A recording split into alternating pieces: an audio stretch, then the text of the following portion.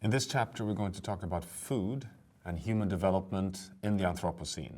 Food is the fundamental factor that will determine the outcome of all the Sustainable Development Goals. If we don't have healthy, sustainable food, we will fail on everything from delivering on the legally binding Paris Climate Agreement all the way to economic development in the world. Food is, moreover, a factor that now needs to be really thought of as an embedded, equitable dimension of achieving universal human development for all citizens in the world. The SDG 2, the Sustainable Development Goal 2, is often wrongly portrayed as being only about eradicating hunger in the world. This is a massive challenge. We have over 1 billion co-citizens, not only malnourished, but also undernourished, and over 800 million actually going to bed every evening hungry. But remember that we have almost 3 billion people suffering from different levels of non-communicable diseases, malnutrition from underweight and overweight, obesity being the fastest driver on unhealth related to food in the world. We have equal numbers of obese in the world as we have malnourished in the world of today.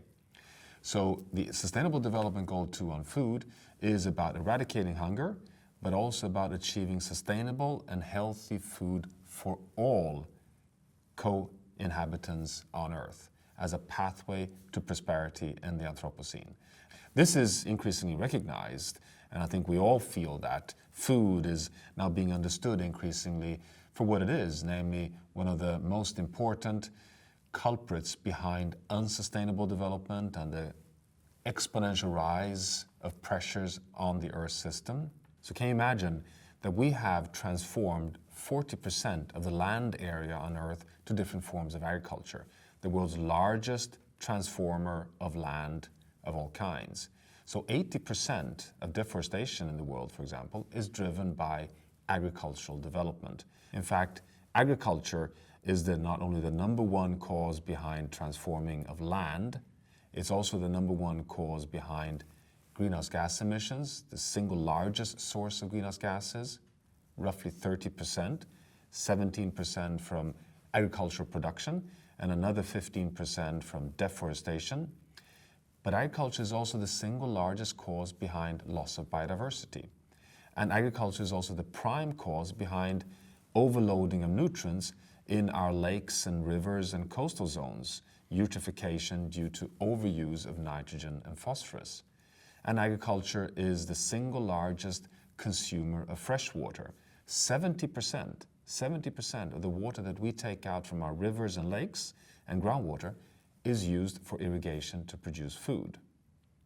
So overall, when you add all of this up, food is the number one driver behind unsustainable pathways to development. And at the same time, we know that to go from 7.6 billion to 9 billion co-citizens, where we have 1 billion malnourished today, will require in the order of 40 to 50% increase in food production by 2050, so only in 30 years' time, to stand a chance to deliver good diets for all human well-beings. This is a pace of increase in food production which equates nothing less than a new agricultural revolution.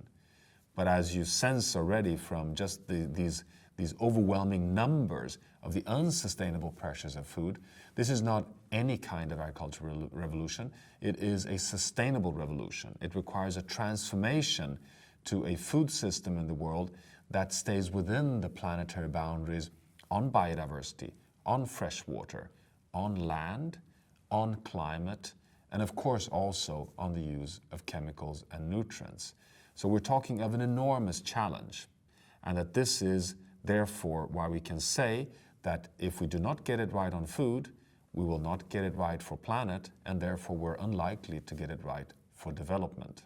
So food is not only a determinant of the possibilities for us to have a sustainable future on a stable planet, it is also a determining factor behind the health of us as humans in the world of tomorrow, and that these two features need to be integrated. And the beauty of integrating them is that it creates enormous, untapped actually, potentials for a desirable future. We have so far not really invested in and found practical solutions that build social, ecological resilience where we integrate health and sustainability. But we have so much evidence out there that eating healthily also gives us better opportunities to be stewards of sustainable ecosystems, biomes, and the systems on Earth. And this is a necessity in the interconnected world of the Anthropocene. So for example, we know increasingly that overconsumption in the rich part of the world, which is driving obesity and unhealth and cardiovascular disease and different forms of very dangerous threats towards positive life satisfaction, can be, to a significant extent, dealt with or resolved by eating more plant-based diets, more sustainably generated, diverse set of dietary compositions, which then can take us away from the monoculture-based, processed, industrial diets that today increasingly are, to say, prevalent in the globalized world also of food trade.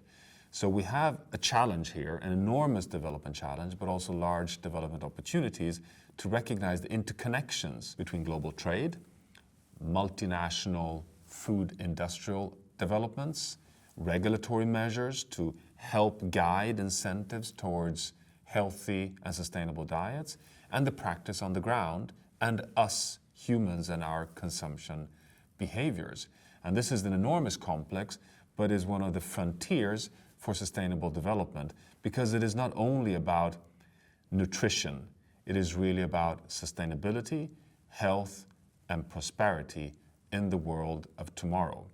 And again, if we cannot share the remaining space on Earth to produce food in an equitable way, we will fail to be able to really deliver on the Sustainable Development Goals. This is why this is a global and universal agenda where the rich citizens in the world need to engage as much as the poor citizens in the world, and we all need to engage in that transition.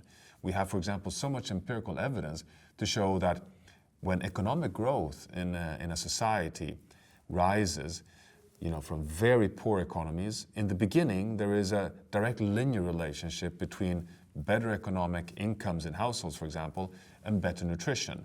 But very rapidly we reach a point of diminishing returns in terms of earning more money but eating less healthily, and therefore also having larger negative impacts on the environment. We have evidence of this right across the world, which shows that we all, as universal co-citizens, need to engage on this agenda for the future. Now, do we have solutions? Well, that is one of the most exciting things with food, that yes, we have so much knowledge, we have so much evidence that the practical solutions towards healthy and sustainable food systems is something that is at reach. We have scientific papers that have come out very recently showing that a transition even towards different dietary compositions of reducing meat consumption, having more balanced share between protein, energy, fat from plant-based and animal-based and fish sources of protein can reduce greenhouse gas emissions by 30 to 70%, can reduce global mortality by up to 10%, and can reduce impacts on biodiversity. We have ample evidence of sustainable practices on the ground, from conservation tillage, where we do not plow the soil to be able to have more carbon dioxide taken up in the soil to build up organic matter, which increases rainfall infiltration and better yield possibilities in farming systems. We know that diverse farming systems that really have stewardship practices in harmony with landscapes can be more resilient and therefore deal better with disease patterns and droughts and floods, and have a more even production of food and thereby livelihoods. We have so much ample evidence that the parts of the world that are overusing fertilizers and leaking it all into the coastal zones, killing off marine ecosystems, can transfer over that surplus use to underusing regions such as in Africa to boost yields with zero environmental impacts, all focusing on livelihood improvements.